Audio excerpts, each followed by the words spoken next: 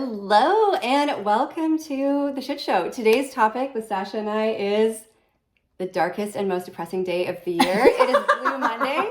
The day we are filming this is Blue Monday, so we thought we would talk about what we do personally to boost our mood. We both do a few things, and then we want to hear which one you're going to pick and focus on for the next couple weeks, so we can chat about it. I love that. Okay, so would you like to tell us a little bit about the shit show, Michelle? I absolutely can.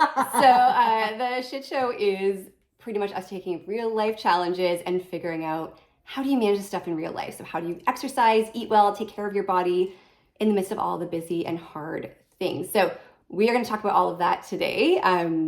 Because knowing what to do and actually doing it are very different. Totally. And we struggle with this too. And so do our clients and members and people that we work with. Yeah. Totally human. And that's what we're here to talk about. We're going to dig in. What is Blue Monday, Sasha? Yeah, actually, I missed my cue. Yeah, you did. One at a time.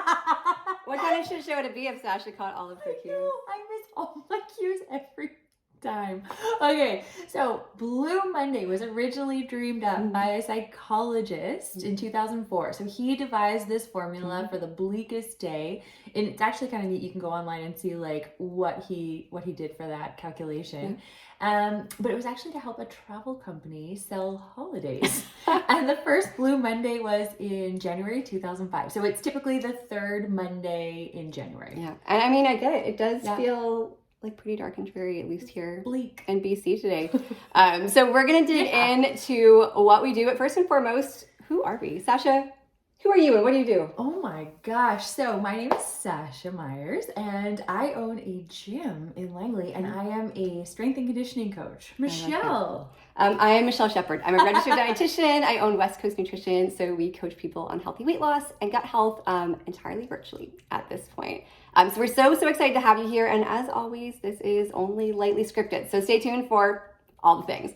The first thing we always do is, before we dig into the topic, what are we struggling with and what are we kind of killing in this last week? So I'm going to go first. I have been struggling with boundaries with myself. And that is not overscheduling work stuff, not overscheduling social stuff. So I get really into just like doing all the things and then I'm exhausted and I can't do any of them. And so I've been real wishy-washy on that the first 2 weeks, except for one of them, which is the thing I'm killing. And the thing I'm killing is bedtime, which you guys know I struggle with. Yes.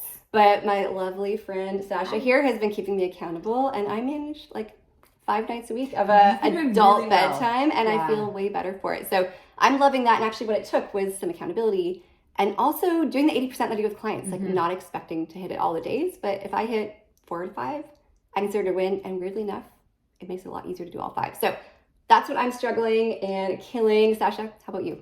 Yeah, okay, so I am struggling with something that I coach people on all of the time, ironically. I know Michelle's giving me that because she's like, come on, I also Sash. struggle. No, I get it. I do the same thing. And she also has given me some gentle reminders. She's like, would you give somebody that advice that you were working with? And I'm like, valid point.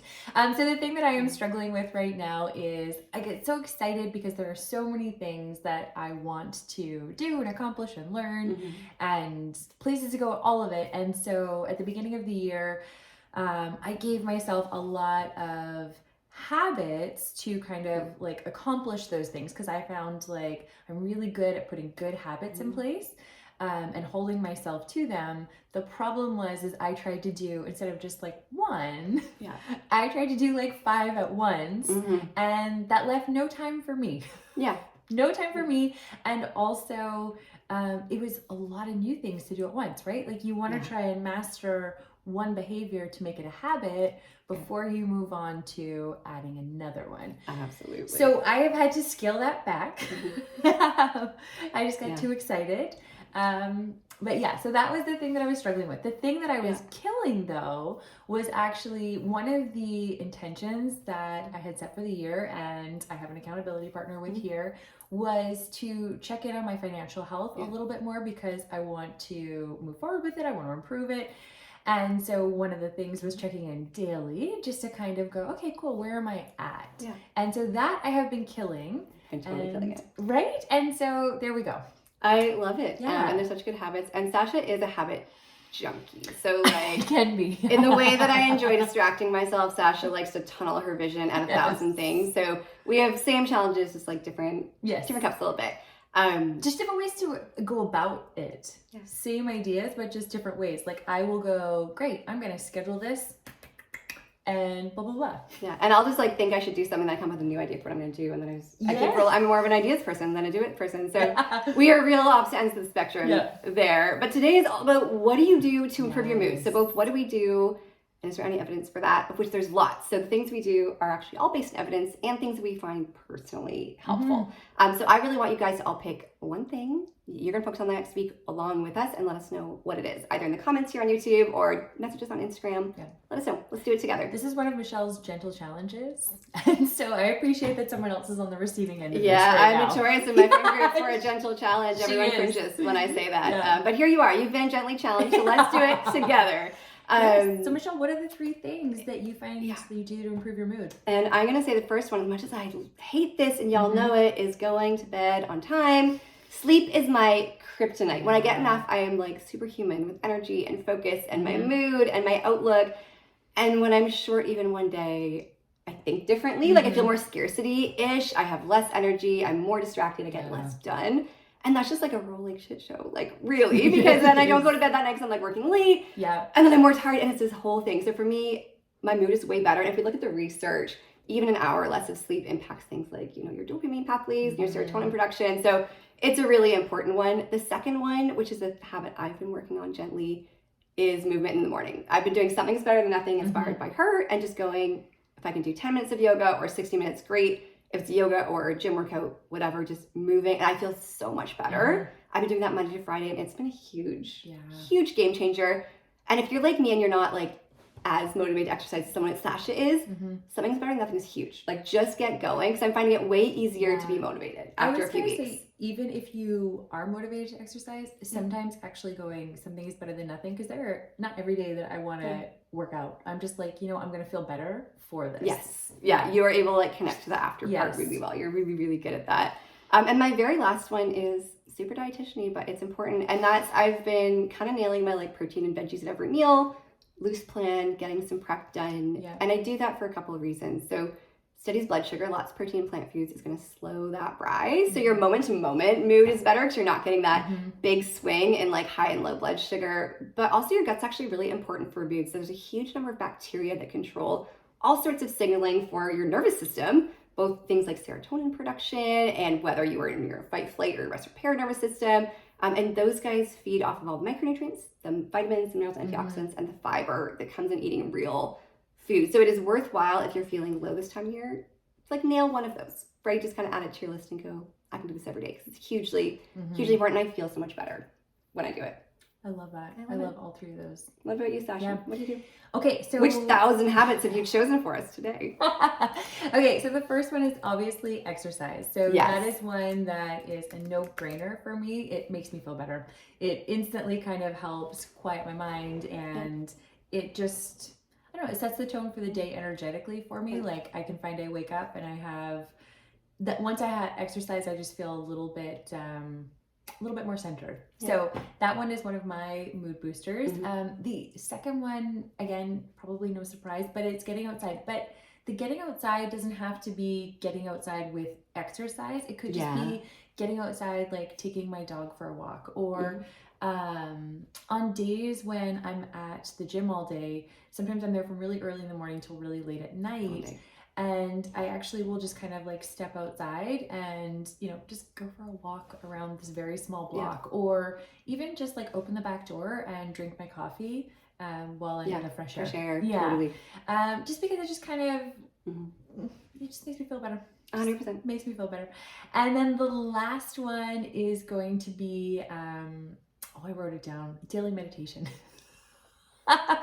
Oh, I'm so bad at remembering. She's coming off of like a 3 espresso morning here, so. Yes, I am. Yeah, it's all good. Don't recommend it. Been there. We've all been there. Yes. But yeah, we get it. Yes. So yeah, daily meditation. So this is one that I've added in over the last year. And I've just found it really nice to kind of center my mind. So I find like, as the day goes, there's lots of things that get tossed on there, like everybody like to-dos and also like don't want to forget and the whole all the thing. shits. Yeah. And so the meditation actually just kind of calms it all down and it's very similar to exercise in the end result for me, where I just feel centered and then I'm able to prioritize and move forward rather than kind of get swept up in a little tornado of thoughts and energy and like, wah. So I'm able to focus that. And what we talked about earlier was to get that meditation as a habit. Like I knew it was something that made me feel good, is I stacked it. So I do something called habit stacking, where I'll take a habit that I've already kind of accomplished and feel really good at. So for in this case, I picked working out. And I was like, post workout, I will stack that meditation on the end of it. So something that I'm doing really well, I will add that other thing on because it will just kind of trigger that behavior into becoming a habit. And there's all sorts of research to support that. And that's like a lot of my clients, if they're having trouble remembering supplements, will have put it by the coffee maker or with your toothbrush. Like you want to pair something new with something you do really well because it just makes it easier for brain. You're like shortcut already partially there, but I love that reminder because it does make it easier. And I'm really bad at remembering to do that for myself. So thank you. Michelle, best moment of the week. Oh gosh, so I feel like let's do yours first. Okay, because I feel bad that mine isn't the same as yours, but it'll make sense in a minute. So my best moment of the week was actually coming over and spending the night with Michelle. So nice. And having delicious Thai food for dinner and chat. It was really lovely. So good. And Loki was thrilled. And Auntie sleeping over is like life made for him. And normally that would also be the highlight of the week. I love our sleepovers.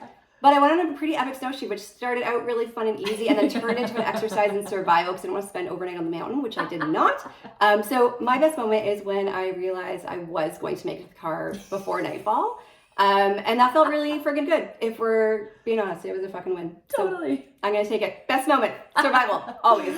And then sleepovers with Sasha. Survival and sleepovers, that's the title of the shit show. Maybe we will change it. But thank you for being here. If you have any ideas of stuff you want to hear or take on or talk about or you struggle with, let us know in the comments. Send us a message. We would love to add it to the list. But thank you for being here, guys. Yeah, and don't forget that you have been gently challenged. It's there. We want to know what you're doing, guys. Have an excellent mood boosting week.